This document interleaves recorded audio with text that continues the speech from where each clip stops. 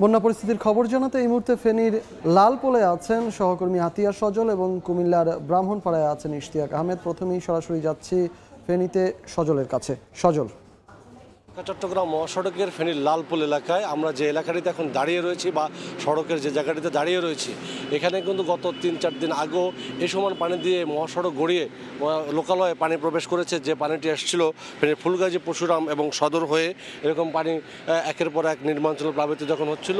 এখনও কিন্তু বন্যা পরিস্থিতির কিছুটা উন্নত, যেটা হচ্ছে যে সড়ক থেকে পানি নেমে এখন আশ্রয় নিয়েছে বিভিন্ন নিম্ন অঞ্চলে এবং মানুষের বাড়িঘরের থেকে কিন্তু এখনও পানি নামেনি এবং যার কারণে কিন্তু দুর্ভোগ কিন্তু এখনও মানুষের কমেনি।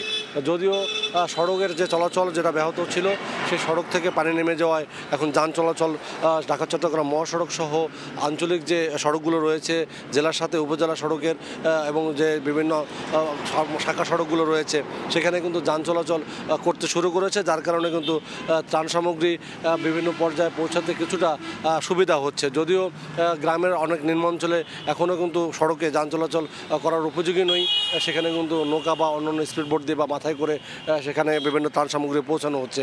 সর্বোপরি কিন্তু আপনাকে যদি বলি যে আজ কিন্তু সেনাবাহিনী প্রধান এসেছিলেন এবং আসছিলেন যে নৌবাহিনীর প্রধান আসছিলেন, যে উপদেষ্টা ধর্ম মন্ত্রণালয়ের, তিনি কিন্তু এইভাবে কিন্তু অনেকে এসে বন্যা দুর্গতদের পাশে দাঁড়াচ্ছেন, বিভিন্ন আশ্বাস দিচ্ছেন এবং ফেনীর জেলা প্রশাসন যেটা বলছেন যে সবাই এভাবে যদি বাংলাদেশের সমস্ত মানুষ যেভাবে এগিয়ে এসছে ফেনীর বন্যা দুর্গতদের পাশে যেভাবে স্বতঃস্ফূর্তভাবে দাঁড়াচ্ছে, তাতে করে হয়তো খুব সহজেই যে তাদের ক্ষতি সেটা পুরোপুরি পুষিয়ে উঠতে না পারলেও এখান থেকে হয়তো ঘুরে দাঁড়ানো সম্ভব। তবে ফেনীর যে বন্যা সেটি প্রতি বছরই হয়। মুহুরী, কহু এবং সিলোনিয়া নদীর বন্যা নিয়ন্ত্রণ বাঁধ গত 1 দশক বা 1 যুগ ধরে নির্মাণের পর থেকেই এটি মেরামতের কথা বলা হচ্ছিল, কিন্তু বারবার স্থানীয়দের সেই দাবি উপেক্ষিত হওয়ার কারণে শেষ পর্যন্ত আজ সেই বাঁধ সেটা টেকসইভাবে না দেওয়ার কারণে এমন নির্মমভাবে, এমন করুণভাবে অনেক প্রাণের বিনিময় এবং অনেকভাবে মানুষের আর্থিক ক্ষতি বিভিন্নভাবে তাদেরকে এই বন্যার খেসারত দিতে হয়েছে।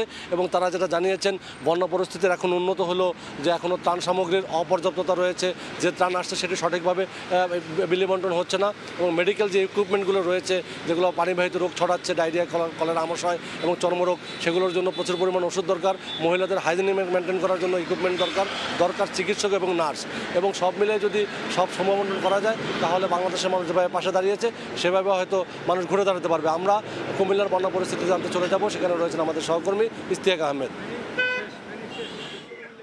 কুমিল্লা গোমতী নদী ভাঙনের 4 দিন পর আজকে যে অবস্থা, আমি জানিয়ে রাখতে চাই যে কুমিল্লা যে আদর্শ সদর উপজেলা, বুড়িচং উপজেলা এবং ব্রাহ্মণপাড়া উপজেলায় 3টি উপজেলার 210টি গ্রাম কিন্তু প্লাবিত হয়েছে এবং পানিবন্দী অবস্থায় রয়েছে 3.5 লক্ষাধিক মানুষ। এবং আমি আজকে একটা বিষয় জানতে পেরেছি যে গতকালকে কুমিল্লা ব্রাহ্মণপাড়া যে উপজেলা রয়েছে সেখানে 5টি ইউনিয়ন প্লাবিত হয়েছিল, আজকে নতুন করে আরো 3টি ইউনিয়ন কিন্তু প্লাবিত হয়েছে। অর্থাৎ ব্রাহ্মণপাড়া যদি বলতে চাই যে 8টি ইউনিয়ন ইতিমধ্যে পানির তলে তলিয়ে গেছে এবং বিশেষ করে যে সেখানকার 60টি গ্রাম একেবারে বলা যায় যে পানির নিচে এই মুহূর্তে অবস্থান করছে এবং সেখানে প্রায় 1.5 লক্ষাধিক মানুষ এই মুহূর্তে পানিবন্দী অবস্থায় রয়েছে বলে আমরা জানতে পেরেছি। এই এলাকার মানুষ, আমি এই মুহূর্তে দাঁড়িয়ে আছি ব্রাহ্মণপাড়া উপজেলার যে রাম যদি বলতে চাই যে রামনগর এলাকা দাঁড়িয়ে রয়েছে, সেখানকার যে মানুষ, তাদের দাবি যে এখানকার যারা ত্রাণ দিতে আসছে তারা কিন্তু ভিতরে যারা রয়েছে পানিবন্দী অবস্থায় রয়েছে তাদেরকে ত্রাণ পৌঁছতে পারছে না।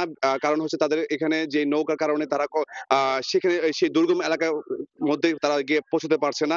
তাদের দাবি যারা খুব সামনের দিকে রয়েছে তাদেরকে ত্রাণ দিতে পারছে স্বেচ্ছাসেবী সংগঠনগুলো, তবে ভিতরে অনেক পরিবার রয়েছে যারা পানিবন্দী অবস্থায় রয়েছে তাদেরকে কিন্তু ত্রাণ পৌঁছানো সম্ভব হচ্ছে না বলে তারা জানিয়েছেন। এবং আমরা কথা বলেছিলাম এখানকার যারা স্বেচ্ছাসেবী সংগঠন, তারাও বলছে যে পর্যাপ্ত পরিমাণ নৌকা না থাকার কারণে এখানে দুর্গম যে এলাকাগুলো রয়েছে সেখানে বেশিরভাগ এলাকায় কিন্তু একেবারে গলা সমান পানি, অথবা প্রায় বলা যায় 10 থেকে 15 ফিট পর্যন্ত পানি উঠেছে। সেখানে গিয়ে নৌকা নিয়ে গিয়ে ত্রাণ দেওয়া অনেকটাই অসম্ভব বলে তারা জানিয়েছে, যার কারণে তারা চাচ্ছে যে সেখানে সেনাবাহিনী যদি আসে অথবা বিজিবি যদি আসে তাহলে কিন্তু অনেক মানুষ আছে যারা এখান থেকে উদ্ধার করতে পারবে। বিশেষ করে কিছু মহিলা রয়েছে যারা হচ্ছে গর্ভবতী অবস্থায় রয়েছে এবং কিছু শিশু রয়েছে এবং বয়স্ক কিছু বৃদ্ধ রয়েছে যারা কিন্তু তারা কিন্তু ছাদের উপরে অবস্থান করছে বা বিভিন্ন জায়গায় অবস্থান করছে, তাদেরকে উদ্ধার করার জন্য তারা বারবার বলছে তাদেরকে উদ্ধার করে নিয়ে যাওয়ার জন্য। সেই ক্ষেত্রে সেনাবাহিনীর সহযোগিতা চাচ্ছে এবং বিজিবি সহযোগিতা চাচ্ছে এইসব এলাকায় যারা পানিবন্দী অবস্থায় রয়েছে।